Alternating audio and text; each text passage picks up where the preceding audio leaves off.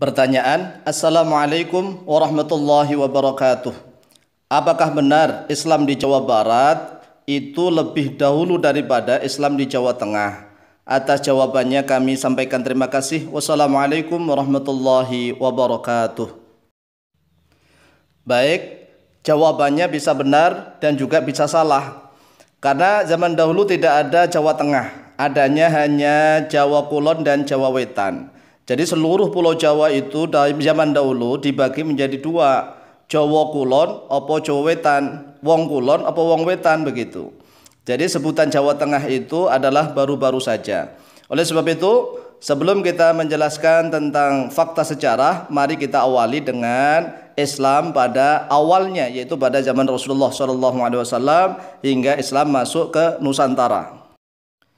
Masa Nabi Muhammad SAW yaitu tahun 570 Masehi hingga 632 Masehi. Beliau hijrah dari kota Makkah ke kota Madinah pada tahun 622 Masehi. Kemudian Rasulullah SAW wafat, dilanjutkan Khulafaur Rasyidin. Yang pertama adalah Abu Bakar As-Siddiq.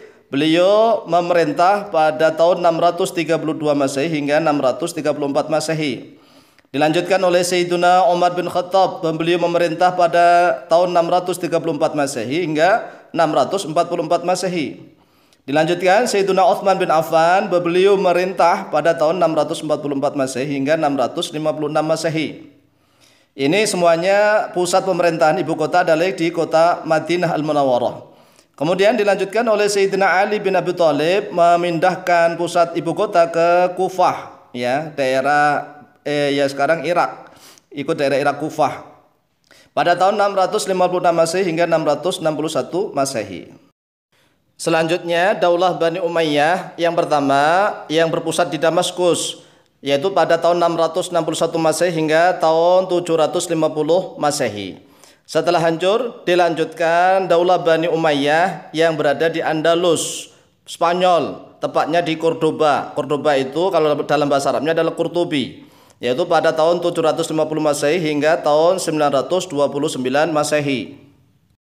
Lanjut, Daulah Bani Abbasiyah, yaitu berpusat di Irak pada tahun 750 Masehi hingga tahun 1258 Masehi. Ini sangat panjang sekali. Kemudian Daulah Fatimiyah yang bergolongan atau berhaluan Syiah yang berpusat di Mesir pada tahun 909 Masehi hingga tahun 1171 Masehi.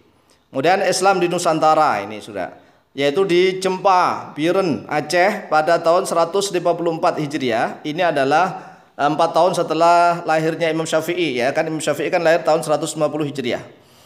Itu kurang lebih sekitar tahun 777 Masehi.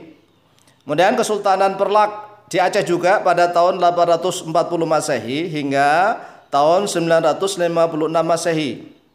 Karena sering terjadi perang saudara antara golongan Syiah dengan Sunni, jadi Syiah dan Sunni ini sudah di Nusantara sudah sejak dulu, maka kekuasaan dibagi menjadi dua. Yang pertama di pesisir Aceh beraliran Syiah hanya 2 tahun, yaitu tahun 986 Masehi hingga tahun 988 Masehi. Yang kedua, di pedalaman Aceh beraliran Sunni Ahlus Sunnah wal Jamaah tahun 986 Masehi hingga tahun 1023 Masehi. Kemudian yang perlu diketahui juga adalah Daulah Saljukiyah dari Bani Saljuk, yaitu pada tahun 1037 Masehi hingga tahun 1194 Masehi. Yang ibu kota selalu berpindah-pindah, mulai dari Naisabur yaitu di Iran, ke Rai Iran, ke Isfahan Iran, lalu ke Hamdan juga Iran, dan ke Meru Turkmenistan. Kemudian Daulah Ayyubiyah yang terkenal, ya, sangat fenomenal, yaitu Salahuddin Al-Ayyubi yang berpusat di Mesir pada tahun 1171 Masehi hingga tahun 1341 Masehi. Ada juga Kesultanan Mamalik atau Mamluk yang berpusat di Kairo, yang hampir bersamaan ini, Kairo Mesir, tahun 1250 Masehi hingga tahun 1517 Masehi. Selanjutnya Kesultanan Turki Utsmani atau yang disebut Ottoman, yaitu berpusat di Istanbul, Turki pada tahun 1299 Masehi hingga tahun 1923 Masehi. Coba hitung sendiri. 1923 dikurangi 1299 ya.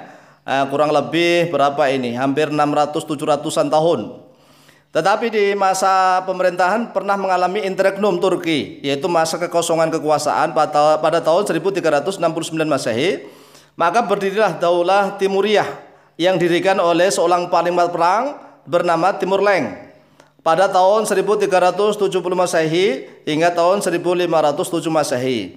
Timur Leng ini adalah seorang panglima yang gagah berani, yang muslim, yang wallahu alam ya katanya adalah pincang. Beliau adalah blasteran dari Turki dengan Mongol, keturunan dari Genghis Khan.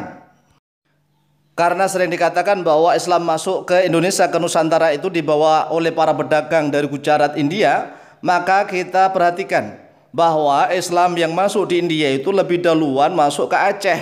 Karena di Aceh Islam masuk mulai tahun 700 Masehi hingga tahun 900-an Masehi. Sedangkan Islam masuk di India mulai pertama Kesultanan Delhi pada tahun 1206 Masehi hingga tahun 1526 Masehi. Kemudian yang kedua Kesultanan Tughlaq 1320 Masehi hingga 1414 Masehi. Kesultanan Bahami ini yang ketiga, Kesultanan Bahmani 1347 Masehi hingga 1527 Masehi. Yang keempat Kesultanan Mughal yang mendirikan Taj Mahal ini ya, pada tahun 1526 Masehi hingga 1857 Masehi. Kemudian kerajaan Islam di Indonesia yang mulai besar yaitu Samudra Pasai, kerajaan Samudra Pasai di Lek Sumawai, Aceh Utara pada tahun 1267 Masehi hingga tahun 1521 Masehi. Kemudian Kesultanan Brunei Darussalam berdiri pada tahun 1368 Masehi. Kesultanan Malaka pada tahun 1405 Masehi hingga 1511 Masehi. Kesultanan Lamuri atau Lambri di Aceh pada tahun 1413 Masehi sampai tahun 1503 Masehi. Kesultanan Aceh Darussalam tahun 1507 Masehi hingga tahun 1903 Masehi. Nah, singkat saja kita akan membahas tentang Islam masuk di Jawa Barat. Yaitu pada tahun 1416 Masehi, armada laut Cina yang muslim dipimpin oleh Laksamana Cheng Ho membawa Syekh Hasanuddin atau yang terkenal dengan sebutan Syekh Kuro dari Campa menuju ke Karawang, dan juga Syekh Datuk Kafi atau Syekh Nurjati dari Malaka yang beliau menuju ke Cirebon. Kemudian di dalamnya juga ada Syekh Bentong atau Kiai Bahtong atau Tan Guhuat dari Cina menuju ke Gresik. Syekh Bentong memiliki putri bernama Siu Banci, dinikahi oleh Prabu Brawijaya V, mempunyai putra bernama Jinbun, Pangeran Jinbun alias Raden Hasan tatkala dibawa oleh Adipati Arya Damar ke Palembang. Beliau bernama Raden Hasan atau Raden Fatah ya, tatkala sudah mendirikan kerajaan Demak, pendiri kerajaan Kesultanan Demak, yaitu pada tahun 1475 Masehi hingga tahun 1549 Masehi. Jadi ingat, kerajaan Demak didirikan oleh Pangeran Jinbun. Ini ibu beliau adalah keturunan Cina. Bapak beliau adalah Brawijaya V ya, Raja Majapahit. Beliau mendirikan kerajaan Demak, Raden Fatah itu pada tahun 1475 Masehi hingga tahun 1549 Masehi.